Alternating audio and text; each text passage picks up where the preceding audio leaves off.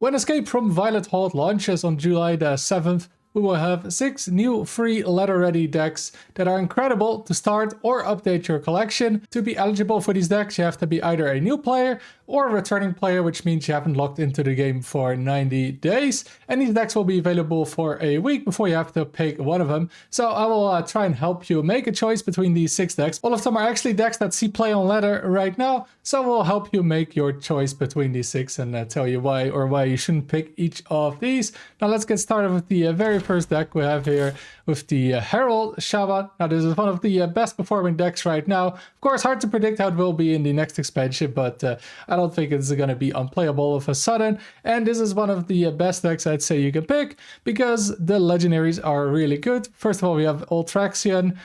This is great in the Herald decks. Same with Deathwing, pretty much in all the Herald decks. And yeah, there's a bunch of them viable at the moment. You want to play Ultraxion and Deathwing. So this is very flexible. You don't just use this in Shaman, you can use this in multiple decks. So that is pretty incredible. The third legendary we'll have here is Alakir, Lord of Storms.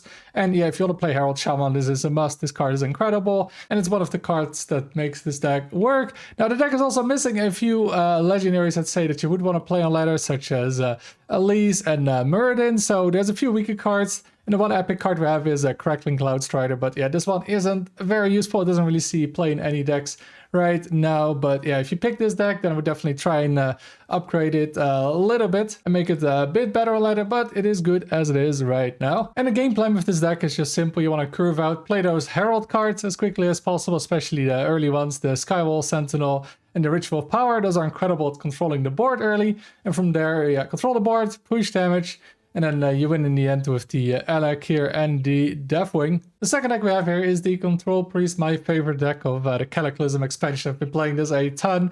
And this deck has 2 legendaries in it.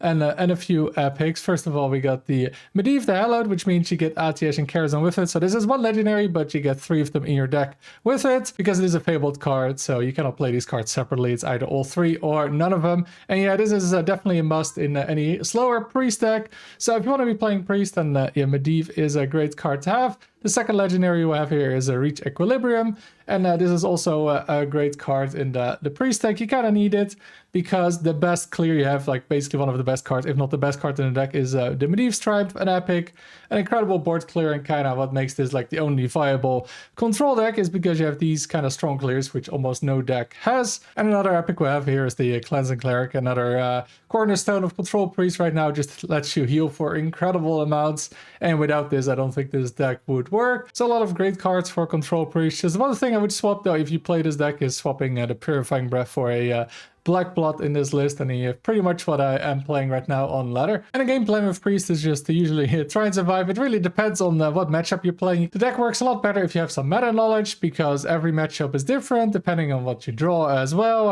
how the game goes. It's not the easiest deck for sure, but yeah, generally you just want to try and stay alive. Play at least one cleric. This is important because then you get a ton of healing with cards like Devouring Plague and Firebolt.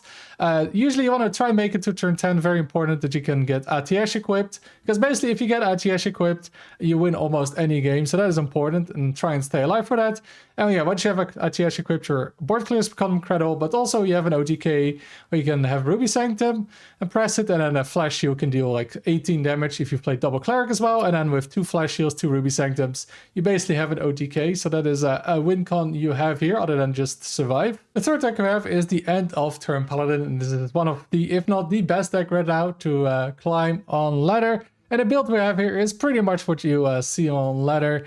And yeah, the legendaries we have here in the deck, first of all, we have Nosdormu Bronze Aspect. One of the best cards right now in the standard. This just wins games by itself. It goes into any Paladin deck, and yeah, without a lot of board clears right now in the game, this is really difficult to deal with, and like I said, just wins games by itself, especially in combination with Toref, which means Divine Shields take 3 hits, and if your whole board has Divine Shields, yeah, that is pretty difficult to to clear the board then, so that goes really well together. And the third legendary we have is a Gelwin of Tomorrow, which gets you these auras. Just like Medivh, you get all three at the same time, and it plays all your other auras, like the chronological aura here that summons a 3/5 taunt, and it's an incredible late game card where you just drop it and have 3 incredible turns after Gelwin. If you haven't already won on the board with cards like Flight Maneuvers, one of the strongest cards in the deck. This already has been nerfed, but still incredible, and yeah, lets you win early, buff those minions early again. Divine Shields are such a pain to deal with that, yeah, this card is incredible in the meta.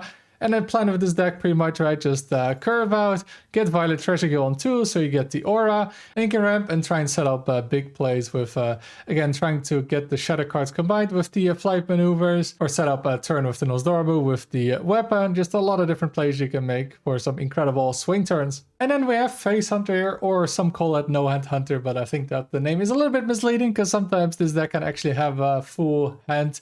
But the legendaries in this deck, we only have 2 in this one. We have Neri of the Crater. This goes into any Hunter deck. That's really good with a lot of the 1-drops you have. And you have a lot of powerful 1-drops in Hunter with the tracking and with the Tame Pad you don't see here. But I would probably play Tame Pad over, say, an Arrow Retriever in this build. But yeah, this goes incredible because half the deck is pretty much 1-drops. And then the other legendary we have, again, is a Fabled card. So you get all these 3 for just 1 card with a Ranger General Sylvanas.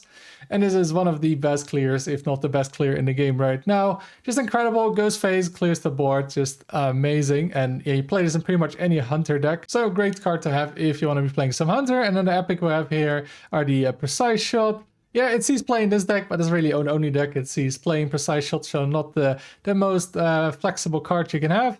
But then you also have Confronted Hover, and this already got nerfed from 3 to 4 mana, but it's still an incredible card.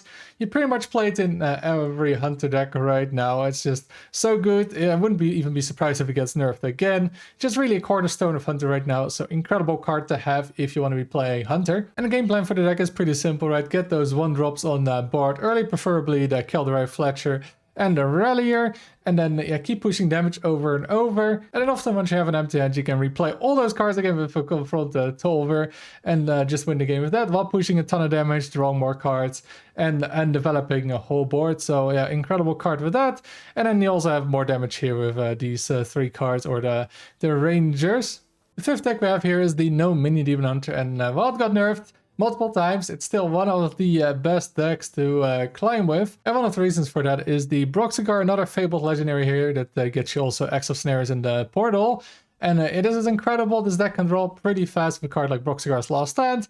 And then in the late game, you can play this one for pretty much an OTK combo with a double Lasting Legacy. That is often your win con in the slower matchups, but just incredible card by itself. And it goes into every Demon Hunter deck right now, and probably in the future as well. So yeah, for Demon Hunter, incredible card to have. The other legendary is Nespear Enthralled. Now this is not really necessary in any Demon Hunter deck right now. The expansion isn't getting any new Fel spells either, I believe. So yeah, it's nice to have in this deck, but definitely not a must. And I don't think it sees play in any other Demon Hunter deck really either.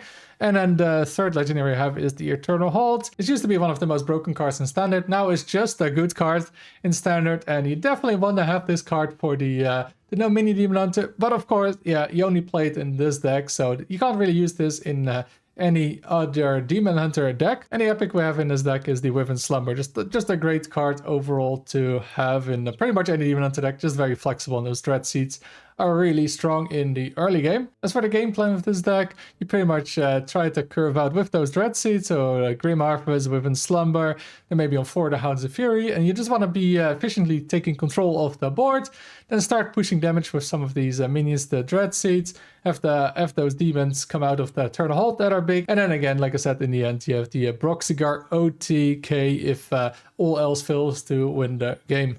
The final deck we have is a Dragon Herald Warrior. Now, you might recognize some of these cards already. Just like with Shaman, we get the Ultraxion here and the Deathwing. So again, a great cards to have in any collection, really, because it allows you to play multiple of those Herald decks. The 3rd legendary here is Ragnaros the Great Fire. Now, this is great in Herald Warrior, but Herald Warrior, honestly, is not that good. This Dragon Herald combination is not the best thing you can do with Warrior. The best thing you can just do is play full Dragon without all these legendaries. The deck is very cheap to build, so I wouldn't recommend picking this deck just to play that. And besides that, this deck doesn't have any epics, and the game plan, yeah, again, just like a lot of the other decks, is curve out, try and get those Heralds going or the Dragons. Kind of depends on what you want. Just often just, you know, play the big stats on the board, right? Like the Slither Drake or Windpeak Worm on 5. And generally just want to try and use your mana as efficiently as possible while developing minions and pushing damage. So which of these 6 decks do you actually want to pick? Now, I gotta say, these decks are actually one of the better selections we've had so far for these ladder ready decks. There is one though I would generally not pick, which is the Dragon Warrior, the Dragon Herald Warrior, because I'd say just the Shaman deck is just better to pick with better cards, and that the Herald part isn't very good for Warrior, so really only pick Warrior if you really just want to be playing Herald Warrior, otherwise do not pick that one. Then my 5th pick here would be the Hunter. Well, it has some good Hunter cards. It has the lowest dust value overall, and the cards really only get played in Hunter. So if you want to play a lot of Hunter, then this is a great pick. Otherwise, I would probably pick one of the others. And you can kind of say the same for the Priest. The cards are really good to play Control Priest, but they're just good for that Control Priest. So if you're a Control player like me, it could be a great pick, but if you're a more aggressive, mid-range kind of player, then I would probably skip the Priest one. Then my 3rd pick of these would be the No Mini Demon Hunter. This has technically the most dust, though barely, but these cards are just kind of limited to the Demon Hunter, and then yeah, the Spear isn't needed in any deck really, and then the Eternal Hold is only good in one deck. And you just have Broxigar, so I would only really pick the Demon Hunter deck if you really want to be playing some Demon Hunter. Then I'd say the second best deck we have here is the Paladin. Now I'd say standalone, if you just want to play one deck of these decks, this is probably the best deck to pick. You can immediately go with this on ladder and do well. However, the cards in it are just for Paladin, so that's why it's only my number 2 pick, because if you want to play any other decks, then those cards aren't as useful. But yeah, you can't really go wrong though with picking Paladin. So my favorite pick of these decks is the Shaman deck. Is just a really nice deck, and it's just flexible. It's a good deck by itself. Although, like I said, I would make a few adjustments to make it better. But having Ultraction and Deathwing in this is just really nice to be able to play multiple decks with it, not just this one Shaman deck. That's the thing with most of these other decks, that you can really just get legendaries for just one deck or one class, and that's it. But not the case here. So you get a great start with all the different Herald decks by getting Deathwing, Ultraction. Then Alakira is a great card in this Herald deck, and it's just a good deck to climb with overall. So that is why Shaman is my number 1 pick of these. But like I said, yeah, all these 5 decks, there's good reasons to pick any of these. I would just avoid the Warrior. That's the only one I really wouldn't recommend. So these are my thoughts on these decks, and I hope they were helpful. Let me know in the comments which one you decided to pick in the end. Now make sure to subscribe to the channel, as I'll be streaming the new expansion here daily on YouTube and on Twitch. Thank you for watching, and until next time.